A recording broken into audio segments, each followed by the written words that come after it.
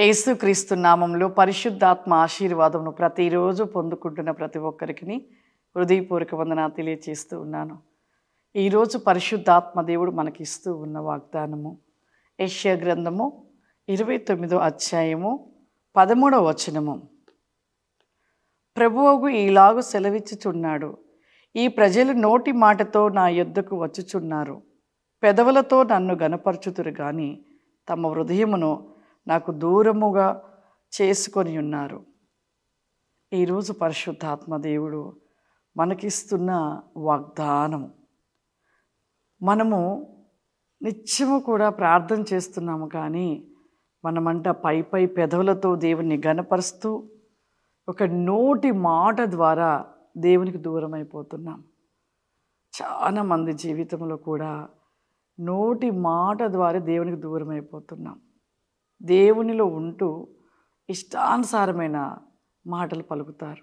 అవి నోటికొచ్చిన మాటలు ఎంత భయంకరమైన మాటలు పలుకుతూ ఉంటారు. మరలా ప్రభా ప్రభా అని ప్రార్థన చేస్తారు. ప్రతి మనిషి మనలో ఉంటున్న ఒక మంచి క్రియలను బట్టి దేవుడు మనలో ఉన్నాడా లేడా, మన స్వభావాన్ని బట్టి, మనం దేవునితో ఉండే విధానాన్ని బట్టి, మనము దేవుని వలె మాదిరిని బట్టి మనము నిజముగా దేవునితో ఉన్నామా లేదా తెలుసుకోగలుగుతాం.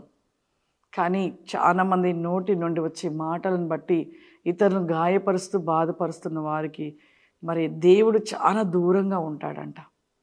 మన జీవితంలో నోటి మాటలు బహు జాగ్రత్తను కలిగి ఉండాలి. నోరు ఉందని ఇష్టం వచ్చినట్టుగా మాట్లాడతారు. ఆ మాటలు పలకొచ్చా పలకకూడదా, మనం దేవుళ్ళో ఉంటున్నాం, ఒకళ్ళు అనొచ్చా అనకూడదా అనేది ఆలోచించరు. సాతానుడు ఆ యొక్క నోటి మాటల ద్వారానే సాతానుడు అంటే సంతోషపడతాడంట. ఏ నోటి మాటలు?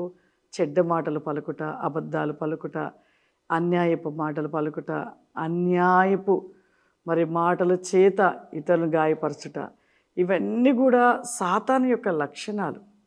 చాలామంది కూడా ఇప్పుడు ఈ అంత్యదినములు ఎలా ఉన్నారంటే ప్రతి ఒక్కరూ నోటి నుండి వచ్చే మాటలను బట్టి దేవునికి దూరం అయిపోతున్నారు. ఒకరి ఏడల ఒకరు ప్రేమ లేక ఒకరిని విమర్శించుట, నోటి మాటలు విమర్శనగా పలుకుతూ ఉంటారు.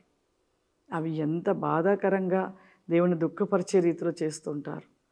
ఆ విధముగా మనం ఉన్నప్పుడు దేవుడు అంటే మనకు దూరంగా ఉంటాడు. దేవుడు మనలో ఉండడు. మనము దేవుని ఎడలో ఉండాలి అంటే ఖచ్చితంగా మన నోటి మాటలు బహు జాగ్రత్తను కలిగి మాట్లాడాలి. ఒకరిని ఒక మాట అనేటప్పుడు ఆ మాట అనొచ్చా అనకూడదా అనేది కూడా తెలుసు అని ఆలోచించి అనాలి. అలా ఉండరు, ఇష్టానుసారంగా పలుకుతూ మాట్లాడుతూ ఉంటారు. అలా పలకడం వల్ల నష్టపోయేది మనమే, ఇతరులు కాదు. కాబట్టి మన నోటి మాటల్ని బహు జాగ్రత్తగా మాట్లాడేటప్పుడు బహు జాగ్రత్తను కలిగి మాట్లాడాలి. ప్రతిదీ కూడా మనలో ఉంటున్న ఒక నలుసు వంటి పాపాలను మరి తెలుసుకుని సరిచేసుకుని దేవుళ్ళు ముందుకెళ్తే దేవుడు మనల్ని బట్టి సంతోషపడతాడు. కాబట్టి నోటి మాటను బహు జాగ్రత్తను కలిగి దేవుని సంతోషపరిచే బిడ్డలుగా ఉందాం. ప్రార్థన చేసుకుందాం. సర్వశక్తివంతుడా దయగల తండ్రి, నీకు వందనాలు చెల్లిస్తూ ఉన్న ప్రభువా, ఈ యొక్క దినమున ఆయన పరిశుద్ధాత్మ ఆశీర్వాదము పొందుకునేటకు ఎంతోమంది బిడ్డలు ఈ ప్రోగ్రాం చూస్తూ ఉండగా ప్రతి బిడ్డను మీరు దీవించండి, ఆశీర్వదించండి. నీ గొప్ప ఆశీర్వాదంలో చేత నింపండి. విస్ నాట్ ద గ్లీబ్ లైక్ అండ్ కోఫ్ అవరిమ వై కెన్ మై సో బ్లిస్ట్ అండ్ బి గో బ్రి కామ్ ది రిస్టెల్ బిక్ ఆఫ్ అవరిమ అద్భుత వేకం ఆశీర్వాద రిమాందిలి స్టెల్ బిక్ ఆఫ్ అవరిమ ప్రతి రికాసముని దయచేయండి. చూస్తున్న ప్రతి బిడ్డను దీవించి ఆశీర్వదించమని యేసుక్రీస్తు నామమున అడుగుచున్నాను తండ్రి. ఆమేన్. God bless you. దేవుడు మిమ్మల్ని దీవించును గాక. ఆమేన్.